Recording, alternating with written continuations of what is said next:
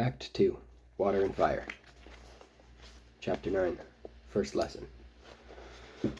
I arrive at the clearing where Zolesh told me to meet him, my body tense with anticipation. After everything that's happened, I'm ready to learn how to fight, how to protect our people from whatever threats might come next. But as I approach, I'm surprised to see Zolesh sitting cross-legged on the ground, looking completely relaxed. "Sit, cousin," he says, patting the earth beside him. I hesitate, confusion and frustration bubbling up inside me. Aren't we supposed to be training?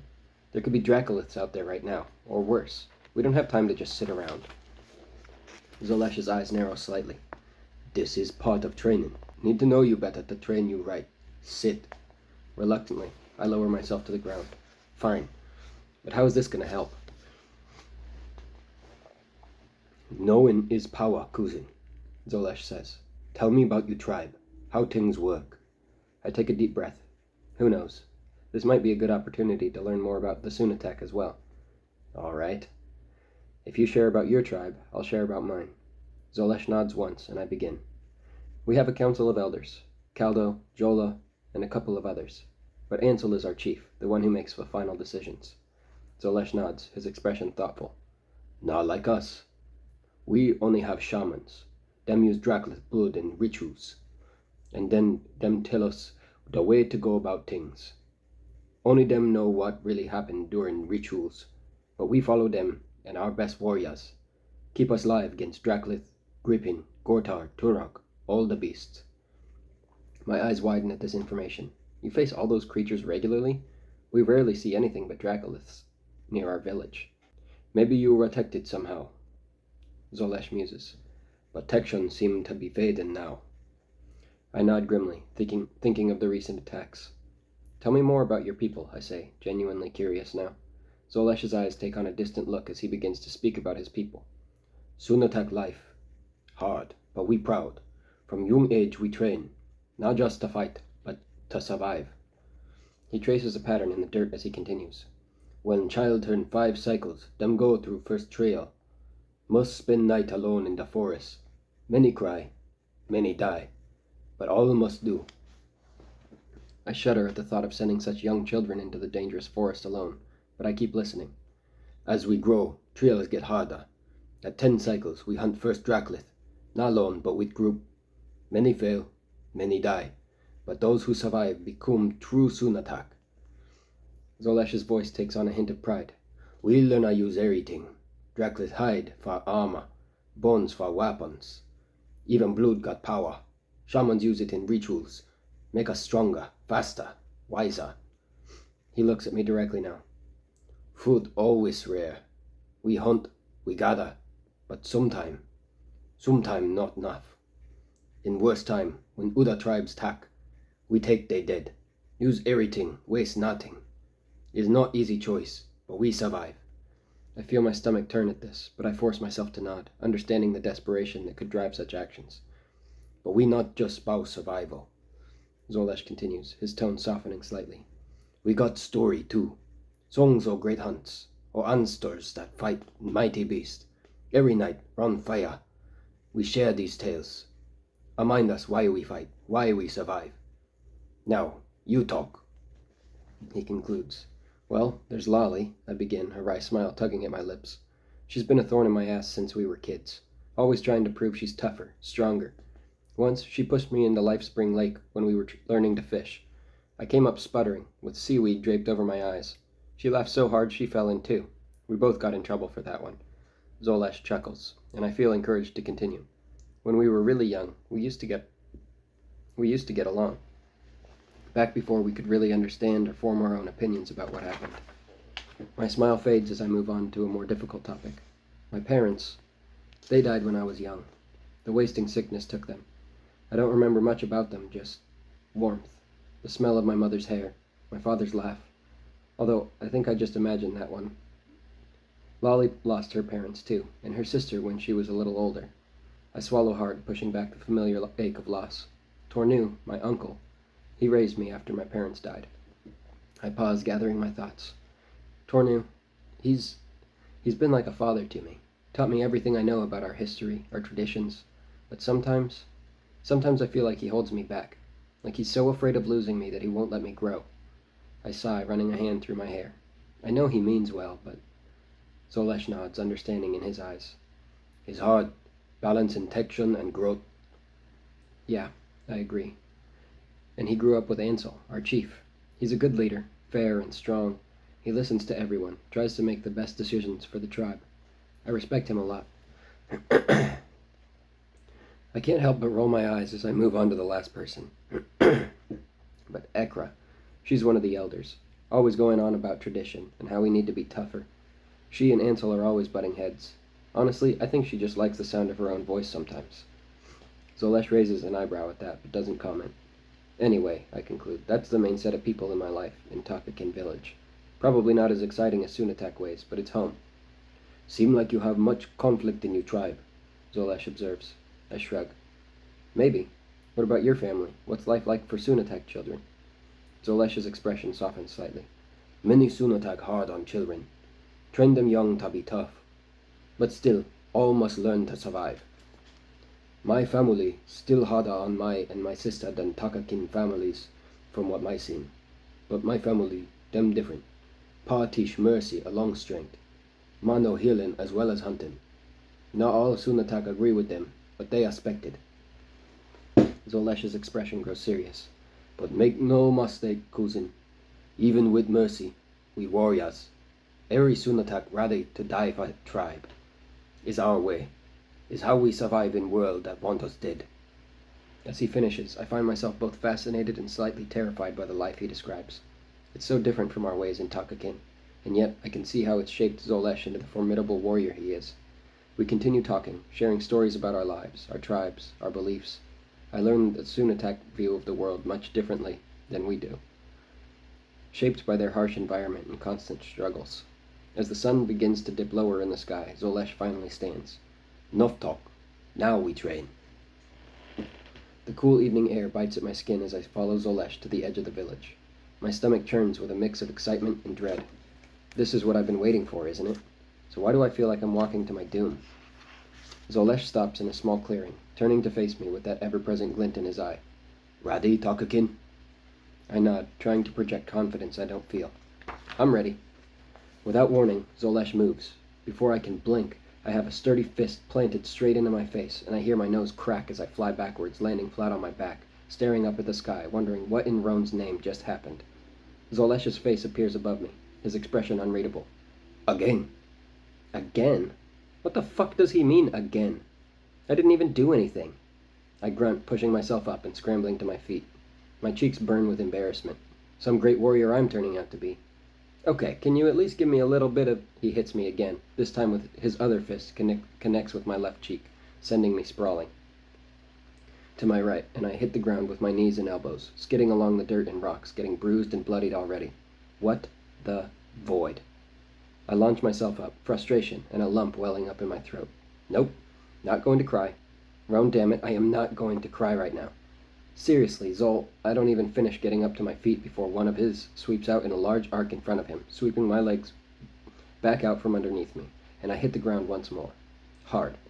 The impact wrenches every last bit of air from my lungs, and I scramble up to my hands and knees, gripping at my chest and stomach as my body fights to remember how to breathe. For some Roan damn reason, I keep throwing myself at him, and of course, he keeps beating the ever-living shit out of me. I don't stand a chance against his years of experience. He's really starting to piss me off. I thought he was supposed to be training me, not kicking my ass.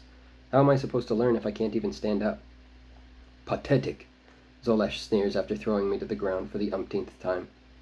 Even the babies of Sunatak fight better. You sure you kin Tataka? Maybe you some lost mutt wander in. The words sting, but not as much as the bruises forming across my body. I grit my teeth, forcing myself to stand despite the pain. I'm trying my best, Roan, damn it. You best? Zolesh scoffs. If this you best, maybe you will go back to suckling you mara's teeth. I freeze. What in the void did he just say? I can feel my nose scrunching, the top corner of my lip twitching, bringing my mouth into a snarl. I've never felt so primal, so bestial. If he says one more word about her, I'm gonna rip his tuck-damned head off. Oh, weird. He pauses, a sneer crossing his stupid fucking face. You not have mother, do you? Something snaps inside me. No more. With a roar of enraged ferocity, I charge at Zolesh, any techniques I might have picked up from observing quickly lost in my anger. He sidesteps my charge easily, leaving one foot in place for me to trip over and sending me sprawling in the dirt. "Anga meak, you sloppy," he says, his voice maddeningly calm. "Get up. We not done, whiny weakling." I push myself to my feet, my entire body screaming in protest. "Done? We're not done?" I yell, louder than I mean to. But hey, at this point, whatever gets the point across. "I haven't even had a chance to start, but I'm glad you're done with your training. I didn't realize we were going to be beating the piss out of someone clearly weaker and less skilled than ourselves. In that case, why don't I just go grab little Suro and I can get my training in by beating up a helpless 5 cycles old child?" "And what's the point?" I spit out. "I'm never going to be a warrior like you, or Lolly, or anyone. I'm just me. Weak fucking me." Zolesh regards me silently for a moment. Good. I think I got through to the asshole. The tuck-damn nerve he has. He reaches out an open hand with a look of what I think is remorse in his eyes. Just as I reach my own out to accept his apology, he lunges forward with his other hand. Again, I don't see it coming. His fist connects with my stomach, driving the air from my lungs once more. "You think the Nemi gonna care about your feelings?" he growls. "You think a Draclith gonna stop 'cause you tired? Grow up, boy." We continue for another grueling hour, but by the end, I can barely stand. Every inch of me aches, and I'm pretty sure I'm bleeding from at least 8 places. And I didn't even land a single punch on him. Tuck, take him. "Same time tomorrow," Zolesh says, not even out of breath. I glare at him, anger and humiliation burning in my chest, and amazement? Shock? I don't know what, but the sheer audacity to ask me if I want to do this again tomorrow? "No!" Zolesh raises an eyebrow. "No?" "No," I repeat, my voice shaking with rage. "I'm done. This is pointless. You're not teaching me anything. You're just beating me up and insulting me. I don't need this. And sure as Void and Veil, I don't need you." As I turn to storm away, Zolesh's voice stops me. "Yeah, you right. You not need this. My forget you want easy things. Go back to your safe life, weak one. Prove you village right. Prove everyone who ever doubt you right. Void and Veil, prove yourself right while you at it." I clench my fists, torn between the desire to punch him and the urge to break down crying, knowing he's right and that I couldn't hit him if I tried. I've proven that over 100 times already. Without another word, I storm off back towards the center of the village. As I limp back, I catch sight of Lolly waiting from afar. There's a smirk on her face that makes my blood boil. Great. Another person who thinks I'm worthless. I don't care what Zolesh says. I don't care what any of them think. I'm done trying to be something I'm not. Let them find someone else to be their training dummy. I've got fish to clean and duties to tend to that I've been putting off for too long now. But as I collapse onto my sleeping furs, wincing at every movement, a small voice in the back of my mind whispers, "Will you really give up that easily?" The cool night air whispers through the gaps in my hut, carrying the scent of herbs and ash. I lie on my sleeping furs, every muscle screaming at protest in the slightest movement. Roan's breath. I didn't know it was possible to hurt in so many places at once. A soft rustling at the entrance catches my attention. I tense, ready for another lecture, another disappointment. But it's Kyra who slips inside, a small clay pot in her hands. "Yoren," she whispers, "are you awake?" I grunt in response, too sore and too ashamed to form words. She moves closer, her silhouette outlined by the faint moonlight filtering through the hut's openings. "I brought some of Melnin's salve," she says, settling beside me. "I thought... well, I heard about your training with Zolesh." "Great. News travels fast in our village." I turn my face away, not wanting her to see the bruises, the failure written across my skin. "It's okay," Kyra says softly, her fingers gently applying the cool salve to a particularly nasty bruise on my arm. "I'm sure everyone is going to struggle at first." I scoff, wincing at the pain the movement causes. "I doubt everyone will get beaten to a pulp without landing a single hit." Kyra's hands pause for a moment. When she speaks, there's a weight to her words that makes me turn to look at her. "You know, Chiron used to say that the greatest warriors aren't born, they're forged. Through pain, through failure, through getting up when everything in you screams to stay down." Not that he had any personal experience with it, a pained chuckle escapes her lips, but he certainly seemed to admire it in our strongest hunters. The mention of Chiron's name sends a pang through my chest, sharper than any of Zolesh's blows. "Chiron was different," I mutter. "He was strong, brave. I'm just... me." "And who says you can't be strong and brave too?" Kyra challenges, her voice gaining an edge I've rarely heard from her. "Yoren, do you know what I see when I look at you?" I shake my head, afraid of what she might say. I see someone who's survived loss. Someone who's put up with Ekra and Lolly's abuse his whole life. Someone who's faced a Dracolith and lived to tell the tale. Someone who comforted me when I thought my world was ending. Her voice softens. Someone who learned bird calls and listens to silly stories just to keep a memory alive for someone else. Before she continues, her eyes shoot up to meet mine and she holds my gaze, hers seeming to peer right into my soul. I see the strongest and bravest of Takakin spirits, even if that someone doesn't see it in himself. Her words stir something in me, a warmth that fights against the ache in my bones. But what if I'm not cut out for this? I whisper, voicing the fear that's been gnawing at me. What if I'm just not meant to be a warrior?